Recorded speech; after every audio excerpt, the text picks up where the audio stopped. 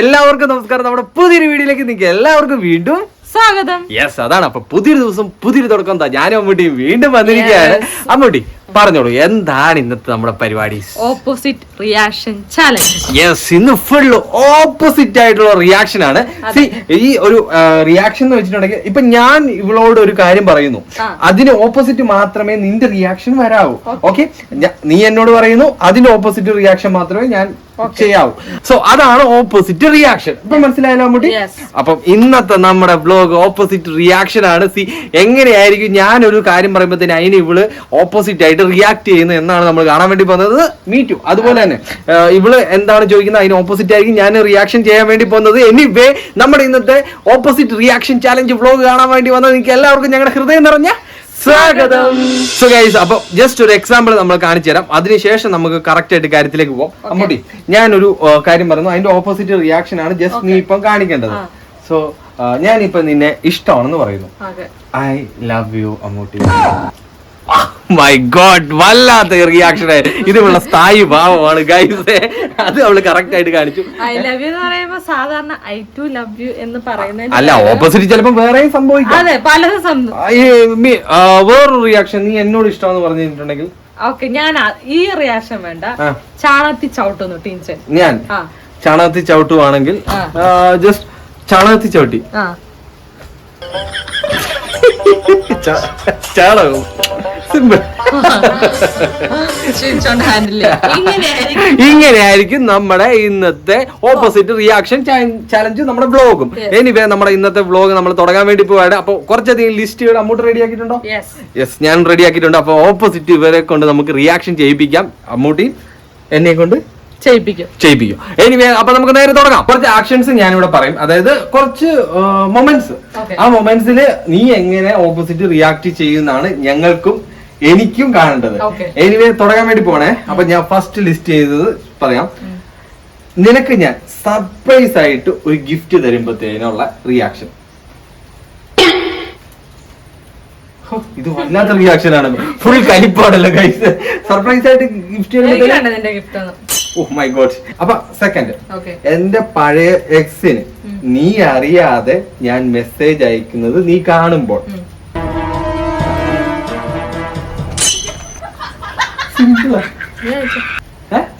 Why not?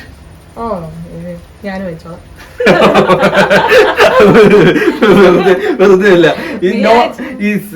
Normal ആണെങ്കിൽ നീ എങ്ങനെ ആയിരിക്കും?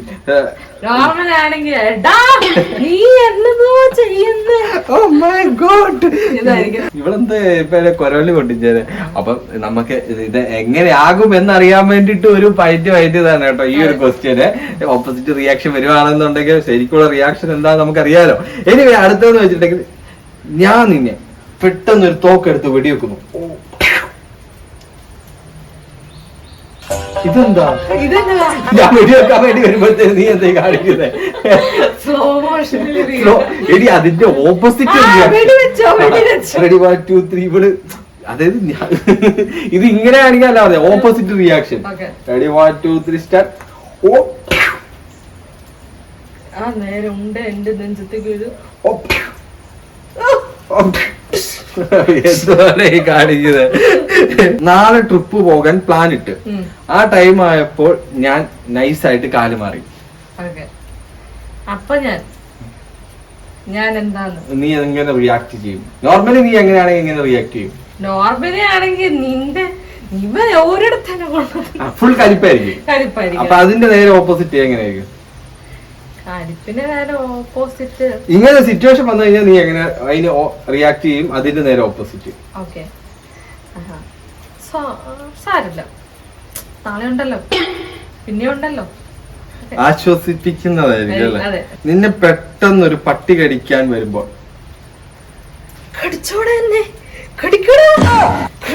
ഒന്ന് കടിച്ചു നോക്കണം. തീർന്നു. 5 ഓക്കെ. സോ ഇനി അടുത്തതാണ് എന്റെയാണ് കേട്ടോ. ഓക്കെ, തലയിൽ തേങ്ങ വീഴുമ്പോഴത്തേന് തേങ്ങയല്ലേ വീണോളൂ, നീ വീണോളൂ. ഒന്നുകൂടെ പോരട്ടെ. നെക്സ്റ്റ്, അടുത്തത് നമ്മളെ കൊണ്ട് ഇത്രയൊക്കെ പറ്റുള്ളൂ. തേനീച്ച വളഞ്ഞിട്ട് ആക്രമിക്കുമ്പോ. തേനീച്ച വളഞ്ഞിട്ട് ആക്രമിക്കുമ്പോ. തേനീച്ച വളഞ്ഞിട്ടായിരിക്കുമ്പോഴത്തേനല്ലേ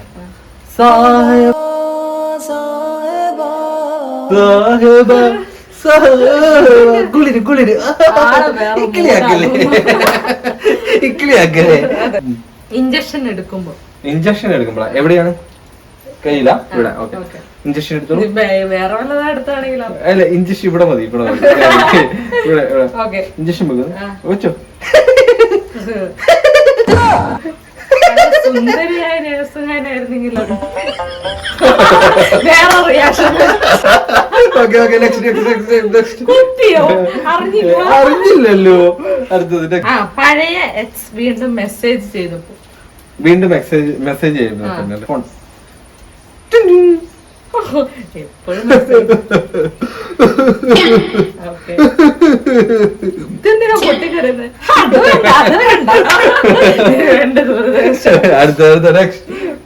യൂട്യൂബ് 100K ആയപ്പോൾ 100K ആകുമ്പോ പുച്ഛം കിട്ടുന്നതും കൂടി ഇല്ലാതെയോ.